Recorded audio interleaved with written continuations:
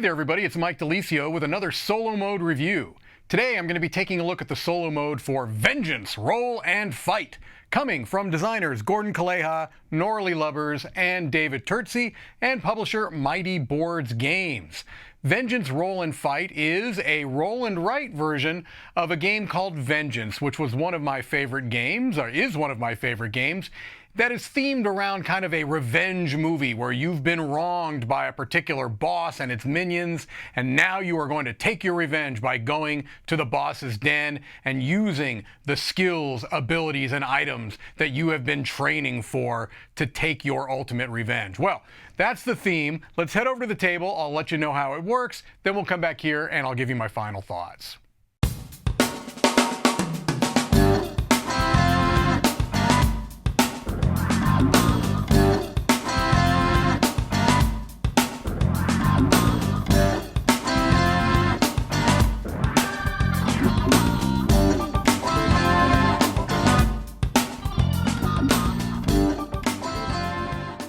Okay, here we see a game of Vengeance, Roll and Fight, all set up for a solo game.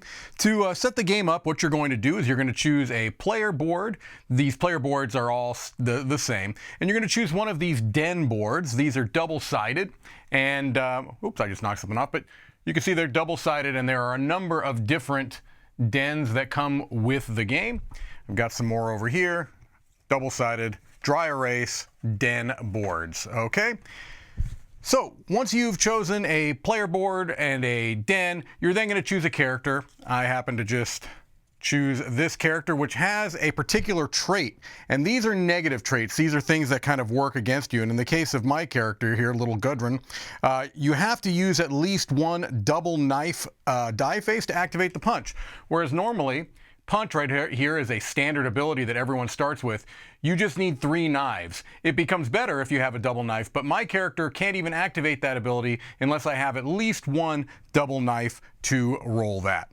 Each character is going to have some items that are specific to them, so you can see they're by player color there, and there are some abilities that you can purchase through training that are, again, specific to your character. So depending on which character you play, you're going to have different items, you're going to have some different abilities available to you. The other thing you have to do is kind of determine a difficulty level.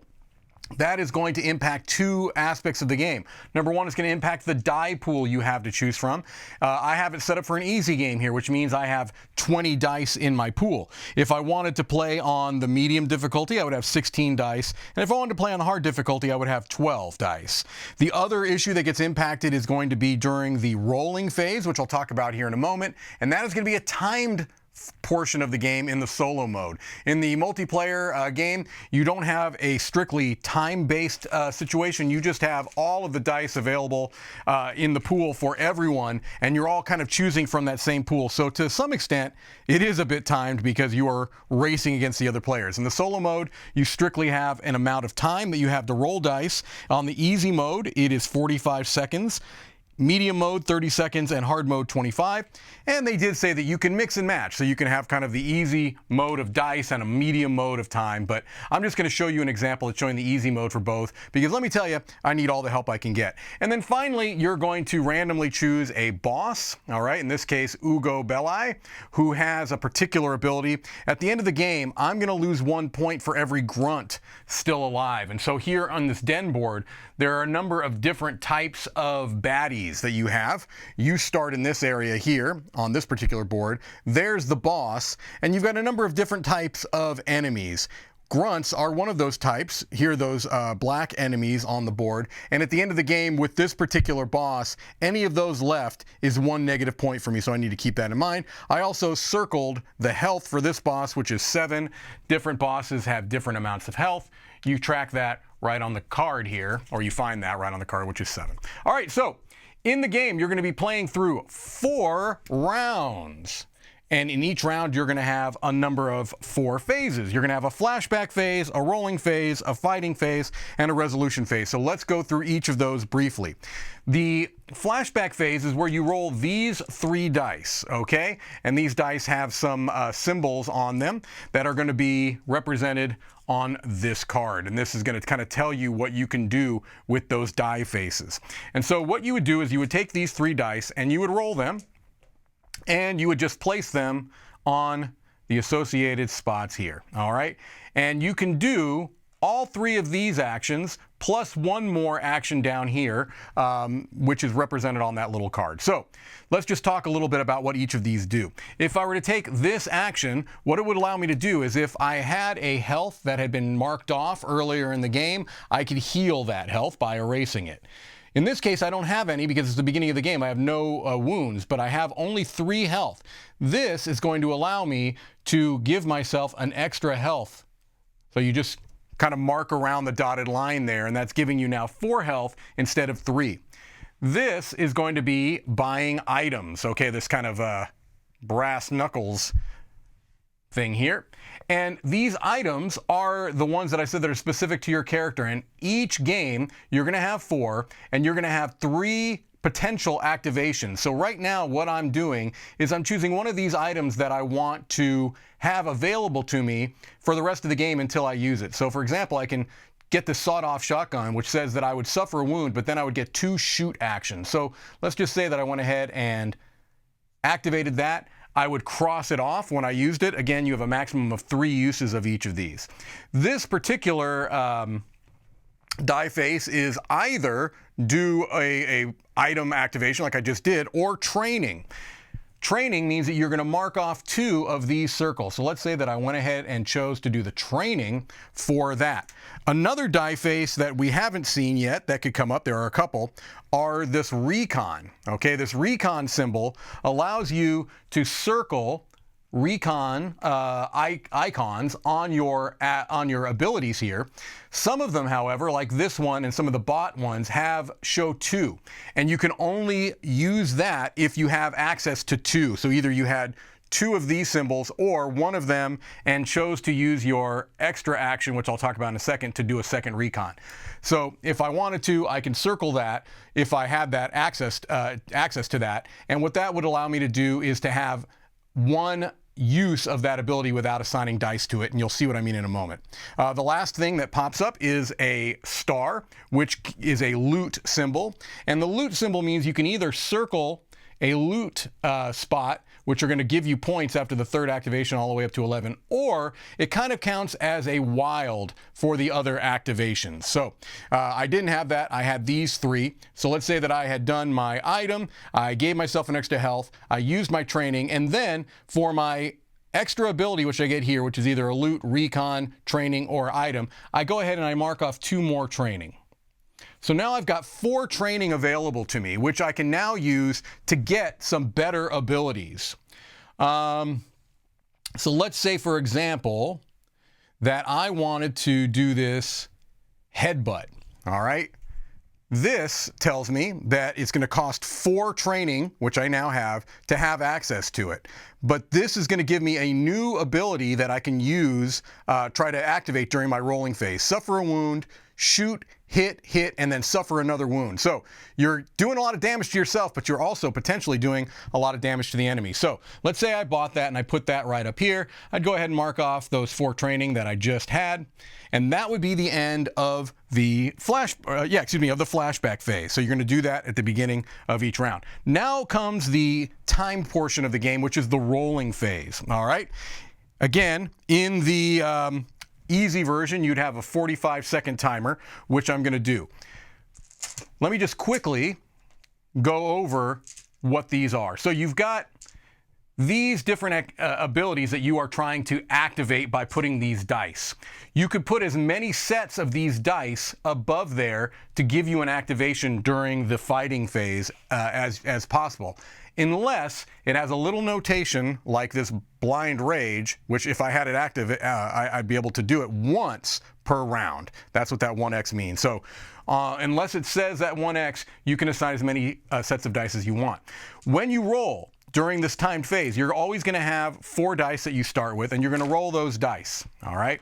Now, if you get these little blood droplets, those can't be re-rolled. However, I bought that headbutt, so this wouldn't have been a terrible one for me because I can assign those right there. Normally, you wouldn't be able to do that. What you would have to do is either, if let's say that I had rolled this and didn't want to assign it to a headbutt, I could take one of these and put it on my health tracker, and then I would be able to re-roll that one along with these 2 if I wanted to and go again. And I'm doing terrible with this, but luckily I'm not doing the time portion yet. All right. So you're trying to get the icons that match up with the abilities that you have to be able to move throughout the den and do damage. All right. So let's just go ahead and set a 45-second timer. This is dangerous. I'm doing this live, so who knows what's going to happen. I just know it probably won't be good. All right. Let me go to the timer. Here we go. We have my 4 dice, and we're going to get started. All right, I've got a double knife. I like that. I'm going to try to hit one more knife. I did that. That's terrible. So maybe I'm going to try to roll one more gun, which I didn't. I'm going to keep going. Okay, I can't keep messing around. I'm going to put this here. I'm going to take one more and just give up on that. Okay, run is good. When you assign, you can now pick that up and roll again. If there was more than one, you could not. Okay, I have another move. Run. I need to start being able to do some damage here. I don't have a lot. Oh, that is horrifying. I'm putting that there. I'm putting this here. I'm going to roll again. This is terrible. Although, I can keep those 2 and try to get a gun for the headbutt, which I haven't done yet. Come on. There we go. There's a headbutt, and I'm out of time. Okay. So, at this point, I told you I wasn't going to do very good. At this point, what I now would do is I would take the dice that are here in the health area, and I have to remove them and cross those out. So now I'm down to 2 health until I can heal those at a later time. All right. Now we go to the fighting phase, which is where kind of the main meat of the game is. You're going to be using these abilities to activate and try to do things on this map. All right. So a couple of things I want to point out here relatively quickly. You're always going to start in one particular room. The doors are denoted by these dotted red lines, and you move through those doors. There are different types of enemies, as I told. These grunts, actually all of the enemies other than the boss, only take 1 hit to kill them, except for these tough guys, which take 2. The red ones are henchmen. The yellow ones are blockers, meaning that you cannot leave this room until that blocker has been dispatched. All right. These circles are to show that you have visited a room. These little stars down here show rooms that you can collect loot from if they've been either completely cleared of enemies, or all the enemies are dead, or all have either been killed or evaded, which I can talk about in a moment. And then these blue ones are gunmen that will shoot you at the end of a round if they are in an adjacent room. All right, so let's say I started right here. I've got, right now, not a whole lot. I've got my sawed-off shotgun I can do.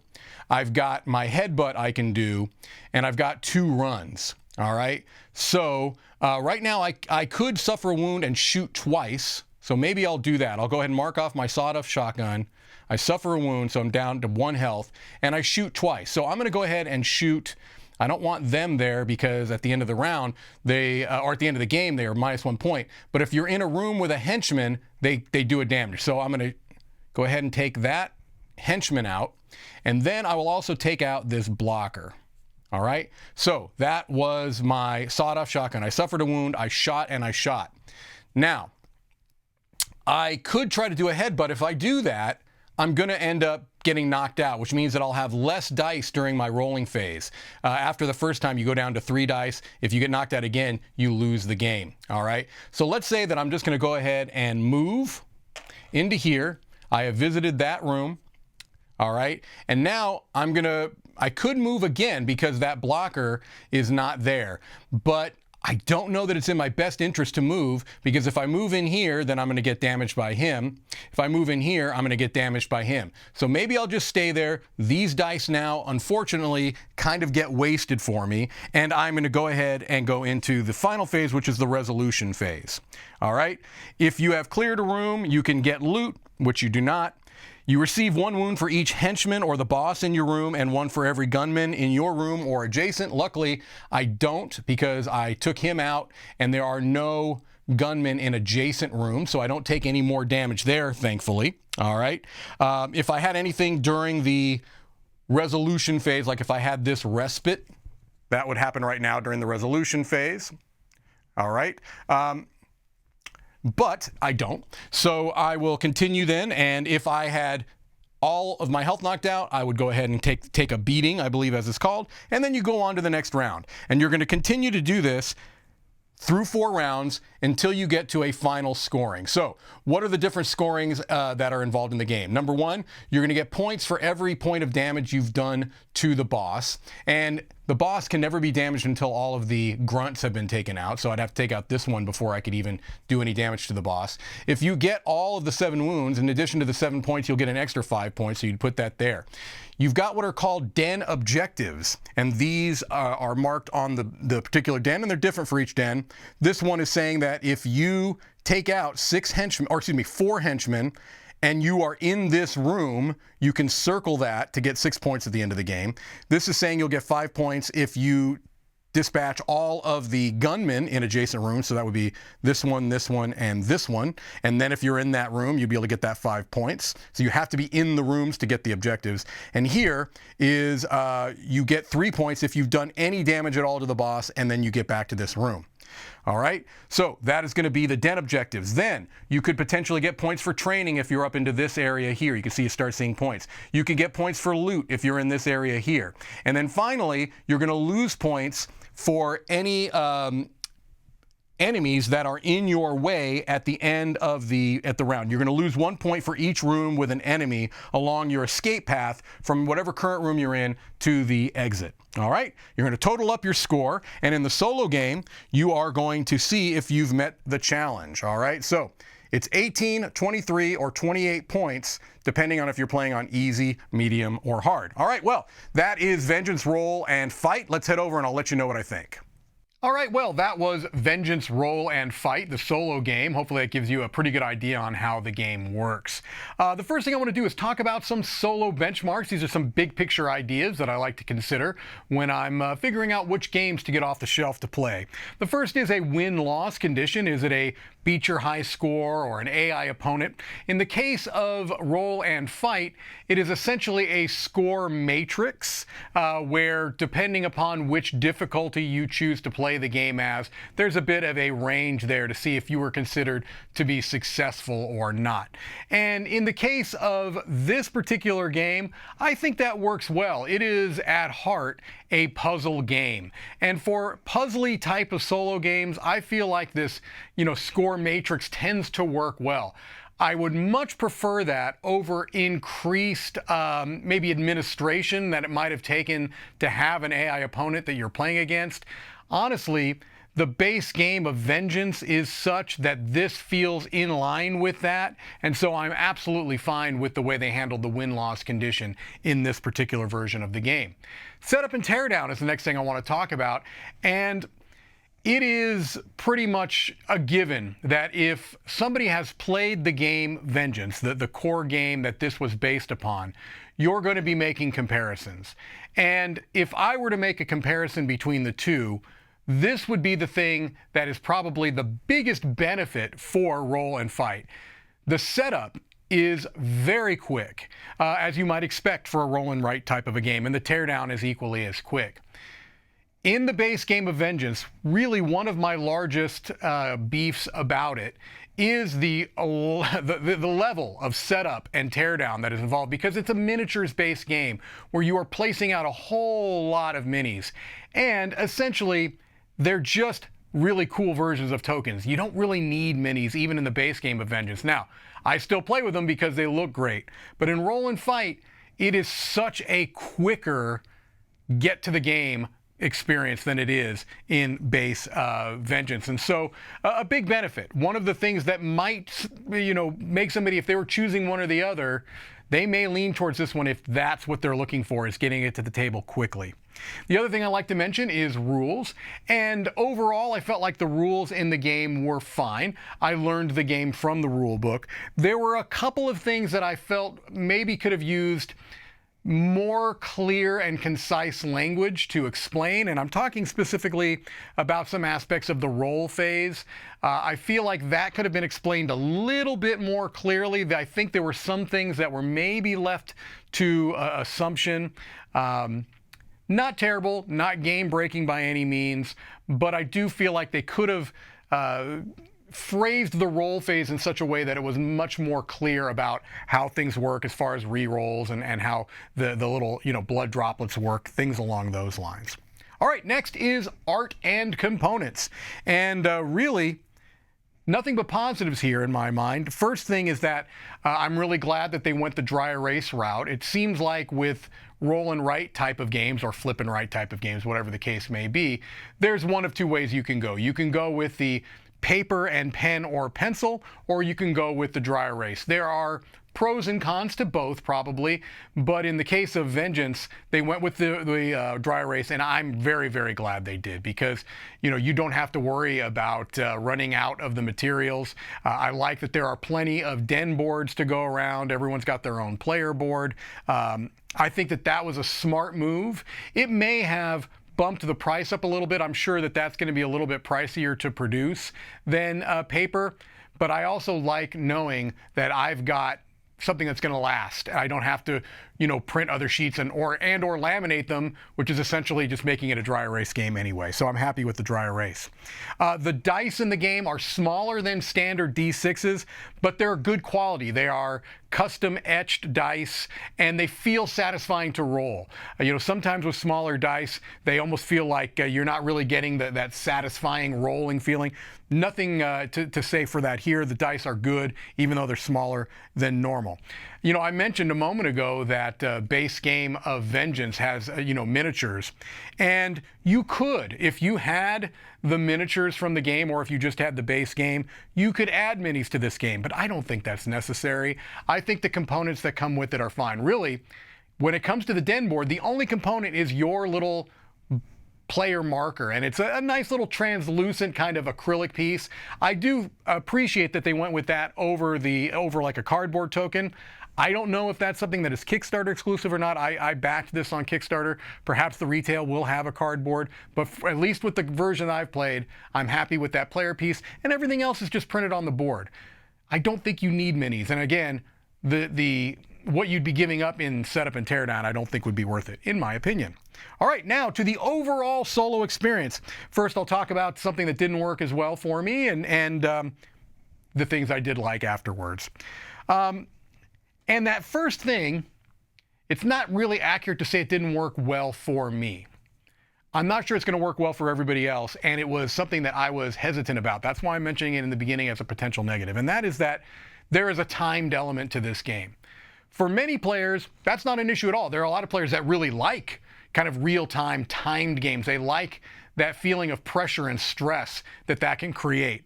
I tend to not really like real-time games. I tend to not really like timed games. However, in this game, I feel like it works in the solo variant because I understand what they're trying to replicate, which is that in the multiplayer game, you've got a large pool of dice, and everyone has their 4 dice, and you're all rolling them, and then you're grabbing from that central pool. So there is a race element. There is a bit of a timed, even if it's not like on a stop clock, there is a bit of a timed element even in the multiplayer game because you're racing against the other players. And so how really do you replicate that in a solo game? I think this is how you do it, and I think it works fine. I was a little bit hesitant when I was looking into this game. I was like, oh boy, I really tend to not like real time, but it works for me here. So I did want to point that out. Now the things that I just really liked. I feel like there is a good variety for what is essentially a very basic puzzle mechanism. And that variety is going to come through the hero that you choose. you're going to have some kind of a negative trait, something that you have to deal with, some kind of trauma that was kind of built into you during this, kind of beating you've taken at the beginning of the game. Thematically, that's kind of how that might work. You also are going to be getting unique tiles for each of those heroes. So your abilities will be slightly different. Your items will be slightly different. I like that. You also have some variability depending upon which boss you play. The boss is going to have different health. They're going to have different things that kind of change things up. And then you also have the different den boards, which are going to have the same baddies. They're going to have the same general idea of you have some spatial elements you have to deal with. But just the different physical layout of the rooms adds something. And so I feel like, again, it's a pretty basic puzzle mechanic, what you're doing in the game. Mechanically, it's not terribly complex. But and if there was only one den board and one or two heroes, then it might feel like there's not enough there. But I feel like there is enough there with the variability that they have built in. Vengeance Roll and Fight takes what I feel is kind of an epic cinematic game. That's the part of base game Vengeance that I like so much, is just how much theme it evokes. It really does a great job of kind of bringing that feel of a revenge movie, like a Kill Bill type of a thing, onto the tabletop. One of the ways it does that is with this big over-the-top production for essentially a smaller puzzle core. What I think that Roll and Fight does is take that epic cinematic experience, shrink it down to the best part of the game, while still keeping enough of that thematic immersion so that you don't feel like you've lost it completely. It doesn't feel like an abstract game by any means, even though there is a strong puzzle element. And that's a neat trick to pull off, is to not have to kind of deal with the minis and everything, but still get a nice thematic immersion in there. So I think they did a really good job on there. And another positive is that it plays very quickly, but still feels like you've had a set. It's not a filler game. It doesn't feel, a lot of times roll and write games can have a filler feel. This doesn't feel like a filler game to me, but I also don't feel like it goes on longer than it needs to. It feels like the timing, the pacing, the arc of the game is very good, very satisfying. You build up over time as you train, as you get more abilities, as you are able to unlock more items. You build up, you get stronger, but you're also getting hit, you're getting beaten down. So it's this nice kind of back and forth of you're getting hurt, you're dealing with all these enemies, but you're also learning, you're training, you're building up. And so I feel like it does a really good job of that.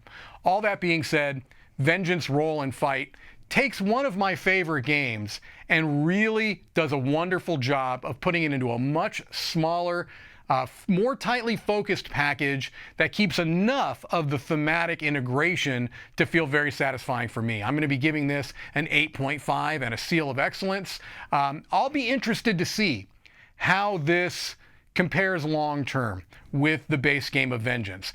I don't anticipate getting rid of the base game of Vengeance. I feel like you can live with both. Do you need both?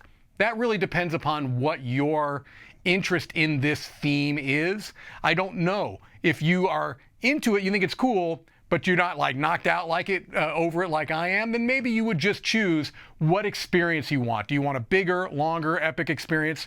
You might go with Vengeance. Do you want a tighter, more compact, easier to get on the table experience? Then you might go with Roll and Fight. All right, well, that's it for me. This is Mike DiLisio signing off from Dice Tower headquarters.